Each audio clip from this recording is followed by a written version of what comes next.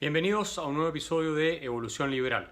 En este espacio nosotros discutimos sobre ideas, conceptos que son fundamentales para el progreso humano y también sobre aquellas que lo amenazan. Hoy quiero brevemente referirme a un término que se encuentra muy de moda en la discusión pública desde hace muchos años, que lo invocan periodistas, políticos, intelectuales, artistas, y que es el de neoliberalismo. Pocos saben cuál es el origen de este término, pero muchos saben o creen saber que se refiere a algo malo. En América Latina solemos oírlo de manos de distintos, o de boca, de distintos líderes, entre los que se destacan grandes referentes, especialmente en la izquierda. Por ejemplo, Fidel Castro en el año 1994 diría que el neoliberalismo era un genocidio, que era el origen de casi todos los males de América Latina. Tiempo después, del año 2002, Hugo Chávez diría que el neoliberalismo era el camino al infierno. Evo Morales, el 2015, diría que los problemas de Bolivia eran culpa del neoliberalismo.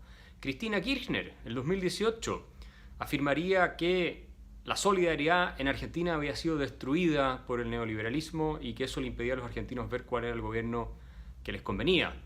En el gobierno de Michelle Bachelet, en su segundo periodo, ella misma sostuvo que había que eliminar los vestigios del sistema neoliberal. Raúl Castro este año ha culpado del neoliberalismo por las protestas que se han dado en países como Cuba, Venezuela y Nicaragua. Entonces, el neoliberalismo parece ser algo malo, eso es algo que se dice todo el tiempo en la discusión pública, se presenta como una especie de fantasma etéreo que nos condena a una maldición permanente y nos impide salir del subdesarrollo, una especie de muro que si fuera derribado y pudiéramos destruirlo, entraríamos a un paraíso. Eso es lo que sostuvo Fidel Castro en el año 94, que ellos eran anti-neoliberales, que su propósito era destruir el sistema neoliberal. Una vez que eso se lograra, insinuaba o sugería implícitamente en sus afirmaciones los problemas de América Latina se iban a resolver. Pero, ¿cuál es el origen de este término? La gente común y corriente suele asociarlo con políticas radicales de mercado, pero esto no es así. El término neoliberalismo surge al principio de la década del 30, por ahí por el año 32, de manos de un intelectual alemán llamado Alexander Rustov, quien era socialista, pero se desencanta del desastre que significa el socialismo en la Unión Soviética, la destrucción de la libertad, la dictadura y la ruina que produce para la población rusa.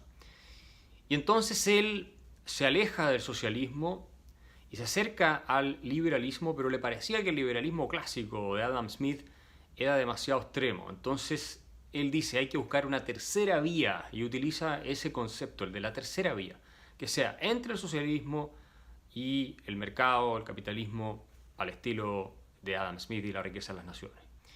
Y él propone el sistema mixto que llama neoliberalismo.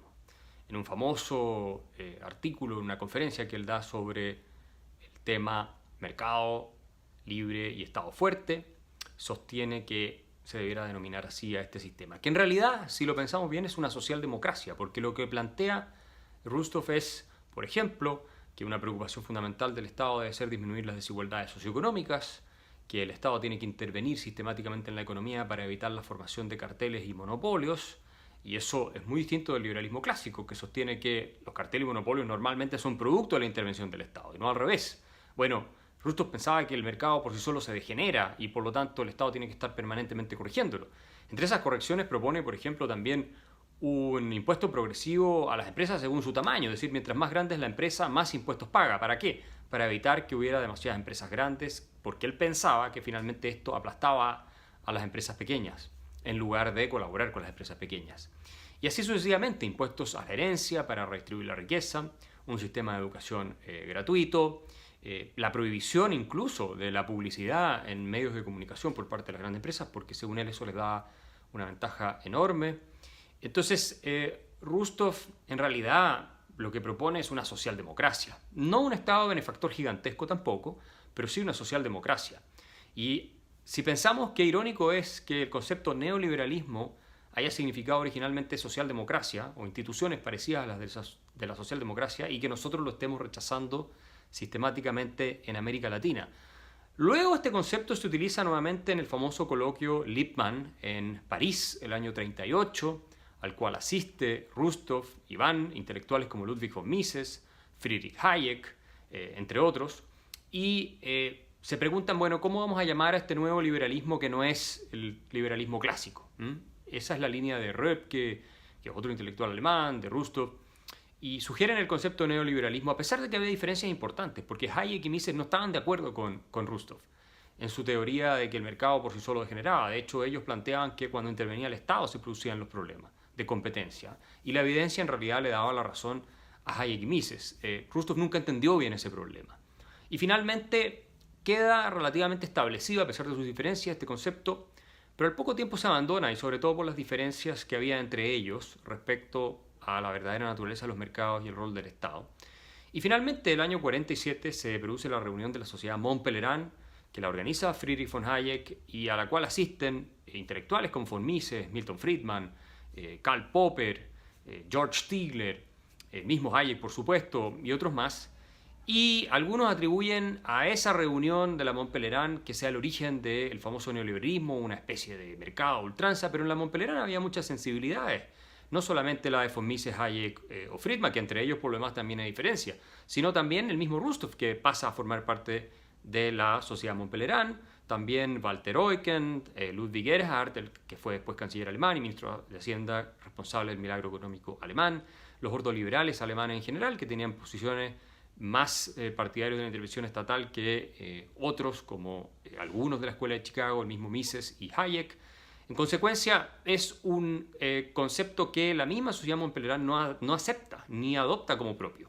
La verdad es que la Sociedad Mont Pelerin pretende resucitar el liberalismo clásico, reformulado, adaptado en el siglo XX, pero esos son los fundamentos de la Sociedad Mont Pelerin, ¿no? Una sociedad libre, donde se cree en la propiedad privada, donde se cree en la libertad de expresión, en los derechos humanos, y donde el Estado tiene un rol bastante limitado. Eso no significa que no cumpla ningún rol redistributivo, según algunos de sus miembros, sino que simplemente limitado, ¿no? A proteger la libertad y algunas veces también a efectuar cierta redistribución e intervención. Entonces, eso es lo que rescata la Sociedad Mont Pelerin. Y de manera extraña, hoy en día el neoliberalismo se relaciona con políticas radicales de mercado en América Latina y se le atribuyen a estas políticas de libertad económica todos nuestros males. Pero la verdad, cuando uno ve un ranking de libertad económica en el mundo, los países de América Latina son los con menos libertad económica del mundo, junto a países africanos y asiáticos. Entonces, si libertad económica es igual a neoliberalismo, entonces los países de América Latina, la mayoría, son de los menos neoliberales del planeta, partiendo por Venezuela, que es el último país en el ranking de libertad económica del Fraser Institute en Canadá, que mide la libertad económica en 162 países.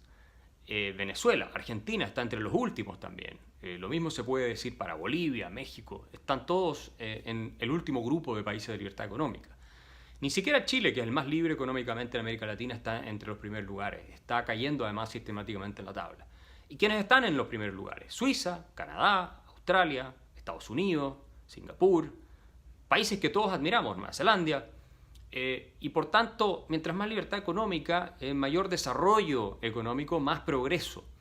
Entonces, cuando nosotros en América Latina hablamos de que el neoliberalismo, entendiendo por eso libertad económica, es el problema y trabajamos por destruir las instituciones de la libertad económica, el Estado de Derecho, la propiedad privada, el libre comercio, la moneda estable, el Estado con gasto limitado, bueno, lo que estamos haciendo es evidente, es avanzar hacia el subdesarrollo, es decir, retroceder en realidad.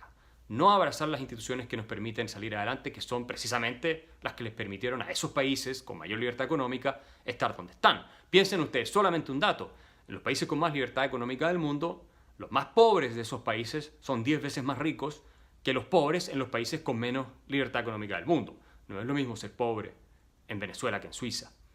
Así las cosas, el concepto de neoliberalismo hoy en día no reviste ningún rigor, no tiene nada que ver con su origen conceptual histórico. Los supuestos neoliberales como Hayek y Friedman nunca lo aceptaron. Friedman lo utilizó una vez, pero después nunca más lo aceptó. Y por tanto es una completa falacia hablar de neoliberalismo en el sentido en que lo entendemos en América Latina. Lo que tenemos que hacer es hablar de liberalismo, instituciones de la libertad, que premian el esfuerzo individual y por supuesto nos permiten colaborar en una sociedad con armonía en la que se genera el progreso para todos gracias a la persecución del interés de cada uno de nosotros. No aceptemos la etiqueta neoliberalismo porque francamente ha hecho demasiado daño ya en América Latina el creernos el cuento de aquellos que se autodenominan antineoliberales.